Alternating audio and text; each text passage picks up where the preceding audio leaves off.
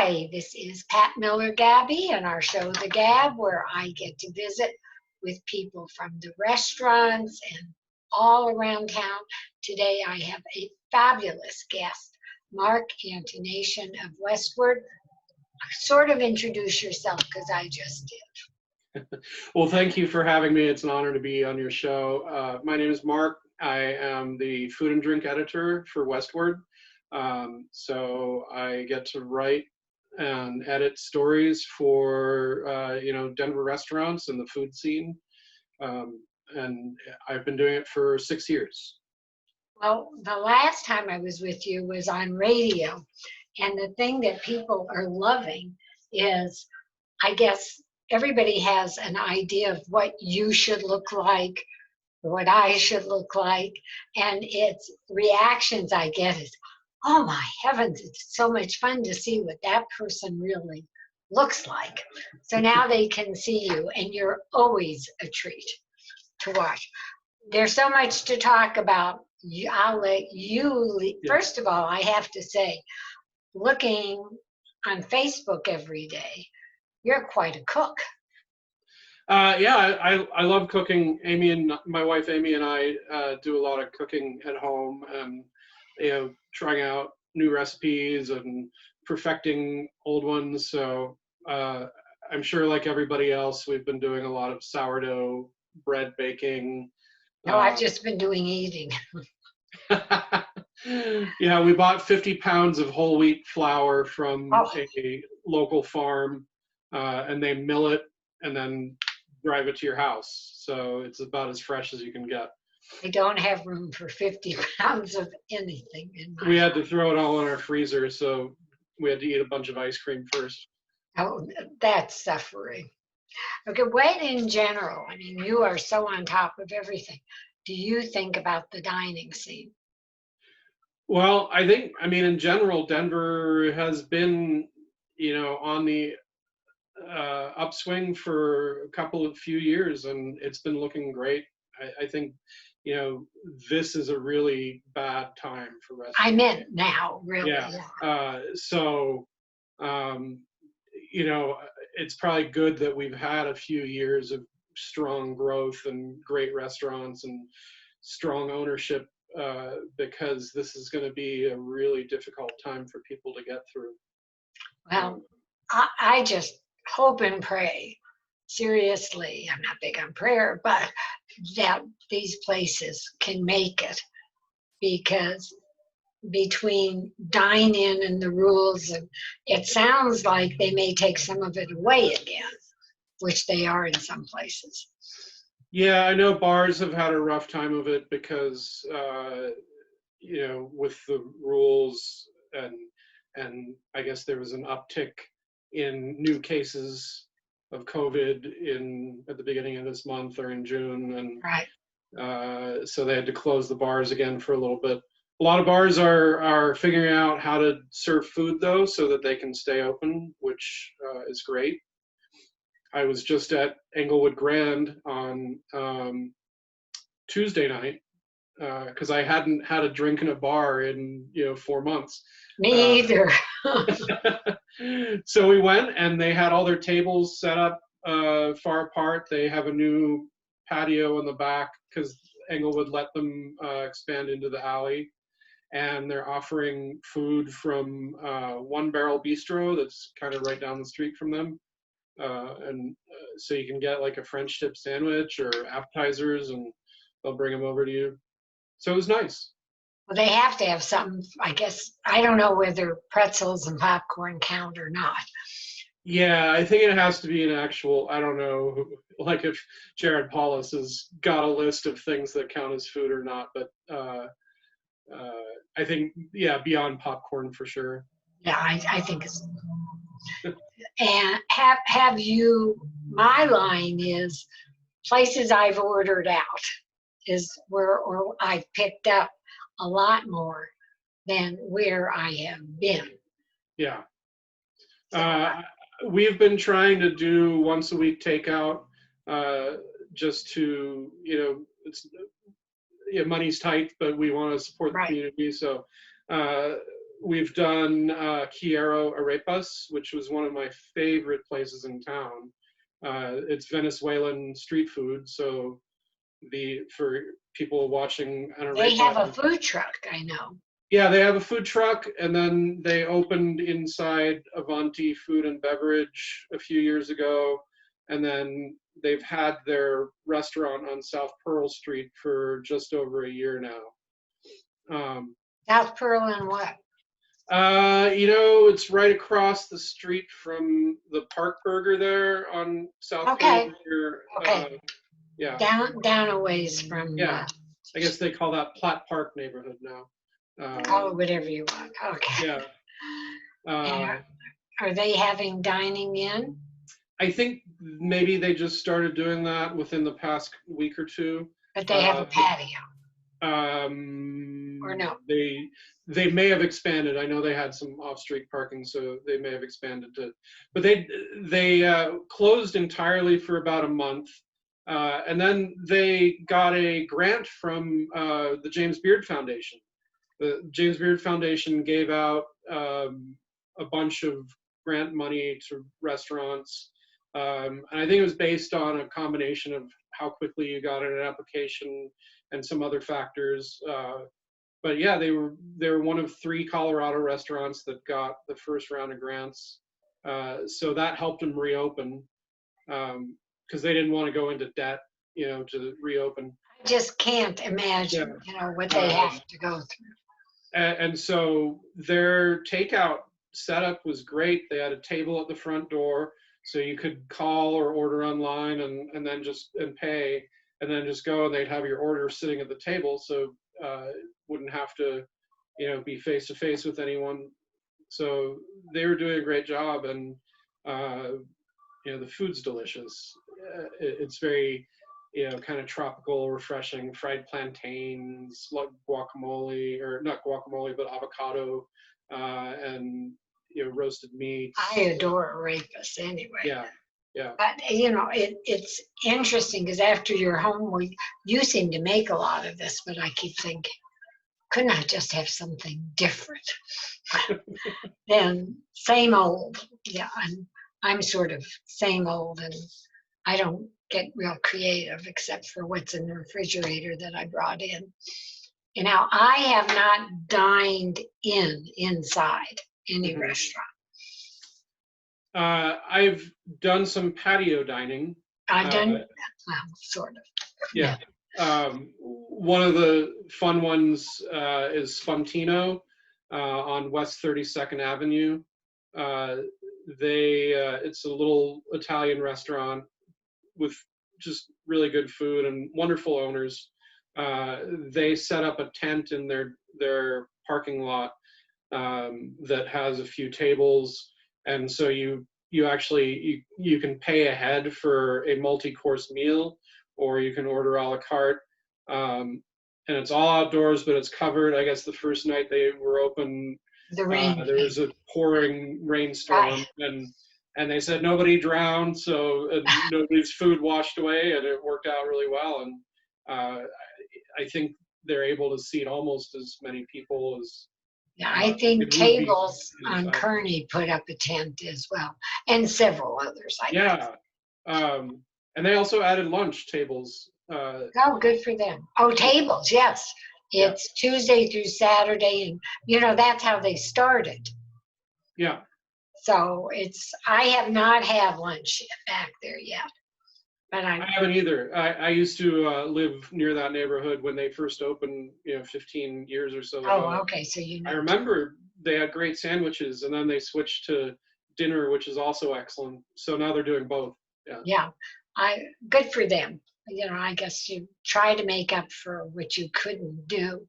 Mm-hmm. And I just think it's so difficult. They have to have you in and out and wear them, not them. Talking about all, if you're dining in, are the guests wearing their masks? Are they doing what you ask? I mean, that's got to be tough. Yeah, because then you put yourselves as having to kind of police people's activity, and that's no fun for servers, and especially when they're getting pushback. So when I go, I just try to be super nice. Me too. You know, Not that I'm ever rude to servers, but oh, I would never be rude, but I just really yeah, feel for them because I don't want to wear my mask or I don't want to do this. And it's yeah, a rule. And you don't know where to go. yeah. You go. I went to a brew pub on at 9th and Broadway called the Lowdown Brewing, and so they make their own beer. And right now, I think all of their seating is outside. I'm not even sure if they're seating anyone inside. But they were lucky enough to have a huge patio to start with, and now to enter you enter on the patio instead of through the front door, and they've got a table there with hand sanitizer. You wait for a host to seat you. They even have a sign-up sheet that you can give your name and phone number in case they hear of an outbreak. They can See, I contact you. actually thought that was a law, but I guess it's not. No, it would be great to see it as a law because it would make it so much easier to figure out where things are coming from. If there are outbreaks or cases. Because they are supposed to report it. Yeah, and I think hopefully everybody's at least reporting incidents. But sometimes a customer may not know. If you ate somewhere a week ago and then you were also at the grocery store or whatever, then probably hard to know. But it's sort of nice to have an idea. Yeah. I mean, I don't think most of us want to go get in a car and wait 12 hours to get a test. I haven't got that much patience. Okay, you were talking about a lot of little places. Well, I have a couple of places. Have you gone to local, which is not little, Local Jones?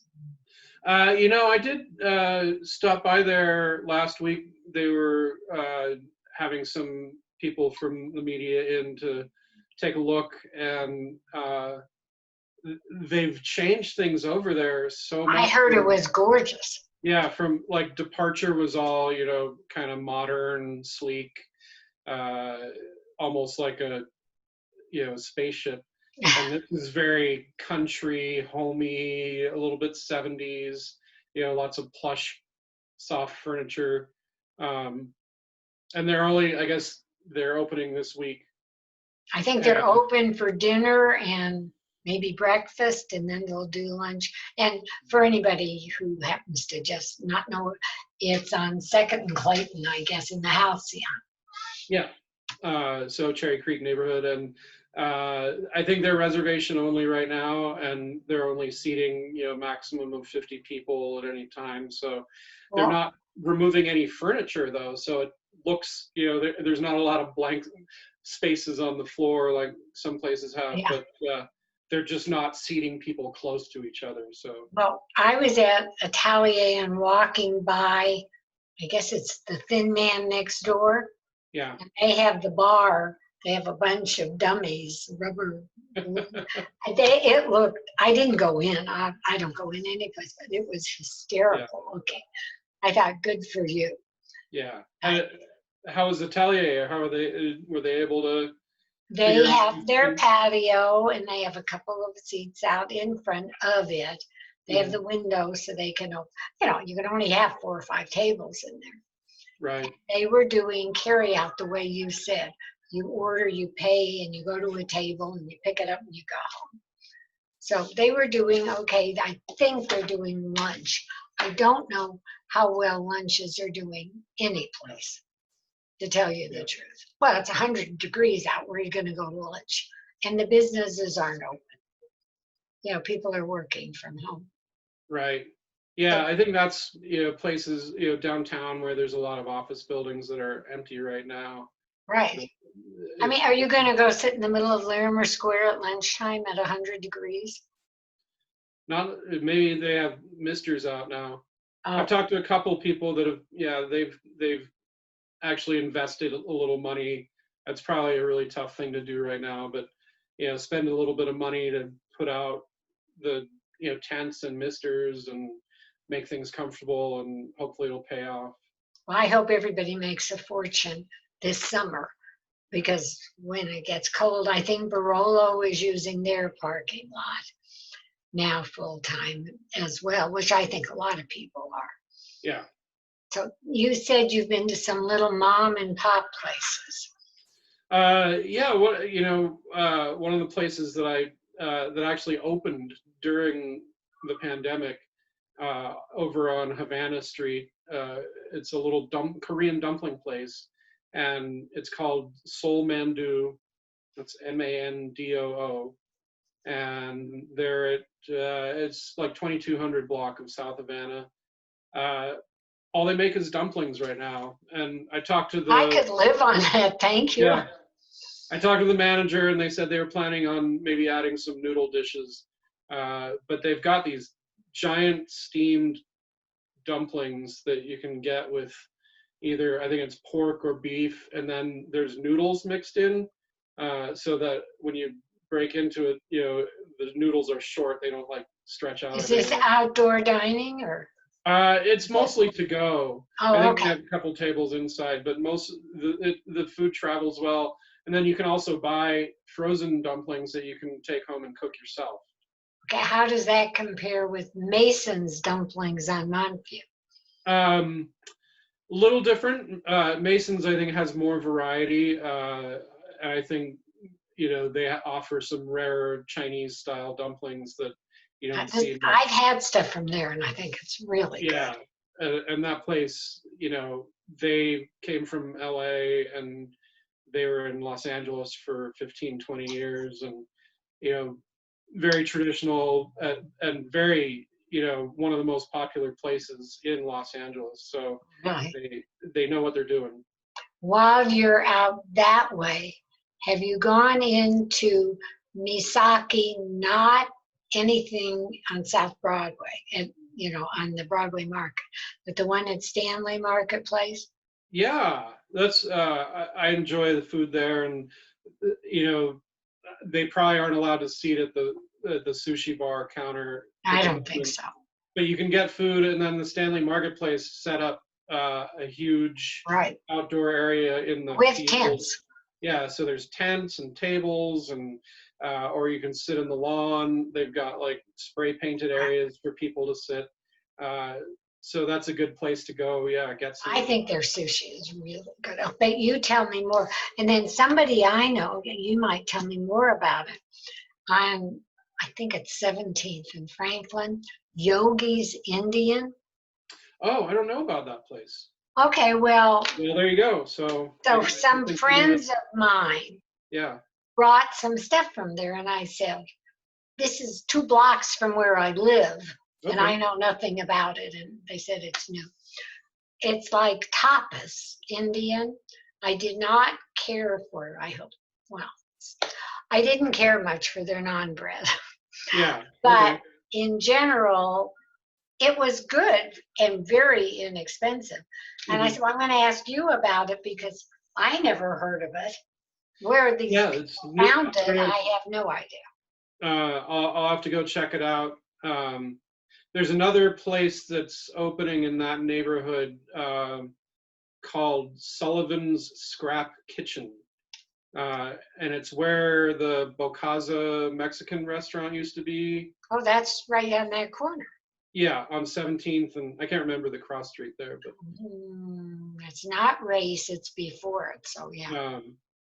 And the owner has a catering company where he does high-end catering, wedding stuff like that, and so he uses a lot of local ingredients, a lot of fresh ingredients, and so the restaurant is kind of a way for him to use a lot of those ingredients and do it in a way that's more just casual lunch and dinner food. So they've got a burger. Is it open?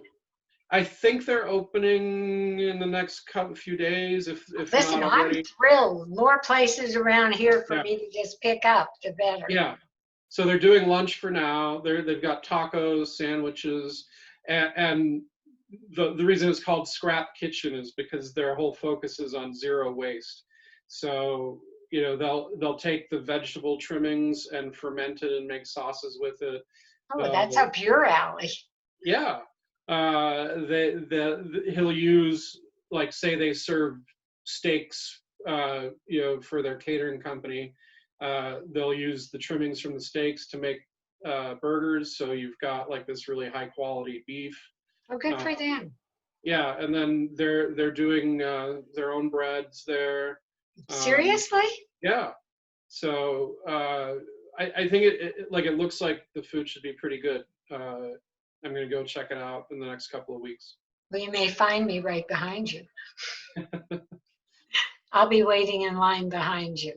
Yeah. And where else, or do you have any place you want to share? Um, well, you mentioned Indian food. I know there's a couple places that are pretty good over, like in the West Highland neighborhood. Um, on West 32nd, there's one called Himchuli that's pretty good.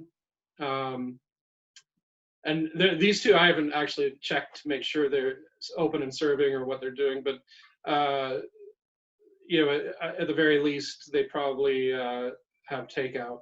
Um, and then, yeah, that's probably one of the ones that I would say is one of the better ones over there. I Um, love Indian food, but I think to get great Indian food is sort of not every day.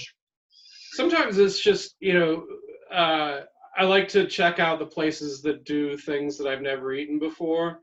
But then there's times where I'm just like, comfort food style Indian. So you just want that, nice bowl of curry or something, Okay, anytime. Thank you. non bread with the garlicky butter all over it. And, our local, I live down on southwest side, so we go to Little India's for our fix if we're going somewhere close. Okay. I mean, we have one on 6th Avenue, Yeah, so I've been there. They're all, fine. yeah. The one on South Downing, it's just south of Like it. that one. I like that one better. Yeah, and the atmosphere is great there too. Yeah, it's been there for a while. Hmm. So tell me in general, what's your thought about, do you think these restaurants are really going to make it?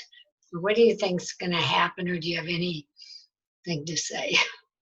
Well, I think some of them, I think the majority of them will, just because they have to. I mean, that's their livelihood. The options are limited, and hopefully that doesn't mean people incurring too much debt, but I'm sure that's going to happen. There'll be places that decide to close because, like in Boulder, the Med.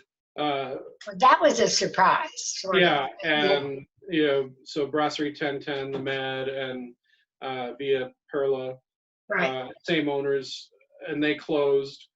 Um, I think for them it was more about, we can't pay our employees, we can't serve customers the way we want to. We're built around just having a bunch of people in here having a great time, and if you can't do that, it's probably not worth it for you. But, They've probably made a lot of money over the years, and I'm sure. yeah, so hopefully they'll be all right. But that's that many people that are out of work that will have to go somewhere else. Well, I've heard in general, some of the employee retired or furloughed don't Mhm. want to come back until this unemployment runs out, Yeah, because they're making more money that way than if they come back and there's fewer people and less to do. So I think the restaurants are having a hard time, from what I've heard, hiring chefs and dishwashers and servers and all of this. yeah, it probably depends on people. I'm sure full-time employees who are receiving benefits and everything. They're If they're receiving unemployment, it's not going to equal all that. But there's also the safety issue. Some people aren't ready, or maybe have underlying factors where they can't go Right. to work in a situation where they might get sick. Which I totally understand. Yeah. So it's tough, and I've heard, there are places also that never had hosts and servers where now they have to, because people can't seat themselves anymore, like at fast casual Right. places or breweries or whatever. So I know some of the breweries are hiring servers and hosts that they've never hired before. Um, so they're either adding expenses on their payroll, or else I guess the plus side is that then those people who are looking for work have someplace new to go. No, yeah, I mean, it's not the same world. Yeah. I mean, somebody's greeting you in a mask, and if somebody recognizes you, oh my, yeah, this is Yeah, great fun. I sat all night talking to Phil, the owner of Englewood Grand, before I realized it was him, just before we left. And I should have asked, I should have said, "Hey, what's your name?" at the beginning. But yeah, so we had a good laugh over that. Well, no, I mean, if you have on a mask, you have on sunglasses, you have on a hat, and who are you? We used to turn you away because you didn't look so good. You're not going to rob tonight. You're here to stay for dinner. And, Yeah. you can't sit at the bars, and you can't, or the bar stools. And so it's just not like it used to be there. And I've noticed a lot of the restaurants, no, I shouldn't say that. Some of the restaurants are putting in fixed price menus. Yeah. Which a lot of people don't really want, but I understand why they're doing it. Yeah. I think, customers are gonna have to get used to new ways of doing things, like, and yeah, especially if they want really fine dining. I think that's the hard part. It's going to cost more. Yeah, the supply chain was broken for a while. I don't know if that's returning. So, high-end ingredients were probably not as easy to come by, and then all the fresh local stuff, it was probably tricky to come by. So yeah, prices are going up for food. I know beef was skyrocketing for a while. There was an article on the Washington something or other they just sent me on his $20 hamburger in DC and what happened with the cattle and how it got there. It happened to be fascinating. Yeah. My husband would have loved it because it was about the cattle business. Right. But you know what? I can't believe it. A half hour is already gone. So we'll have to do a repeat performance. Why don't you tell everybody where you are, who you are, how they could find you, and all that good stuff? All right. So once again, Mark Antonation, Westword. Our website is westword.com, and you can navigate there, westword.com/food to go straight there. We're on Facebook at Denver Westword. I'm on Instagram at it's Mantonat Westword, or you can look up my name, Mark Antonation. And that way you can see some of my home cooking too, because I share that. It looks so good. This morning's picture of potatoes and hummus. Oh yeah, I made baba ganoush. Right. So yeah, I smoked the eggplant, so it was delicious. It made my heart go pitter pat. Could I have a bite? Oh, I think you're terrific, and I love being around you. And please promise you'll come visit us again. Absolutely, and thanks for having me. And thank you. Love to Amy too. Have a great, safe day and keep cool.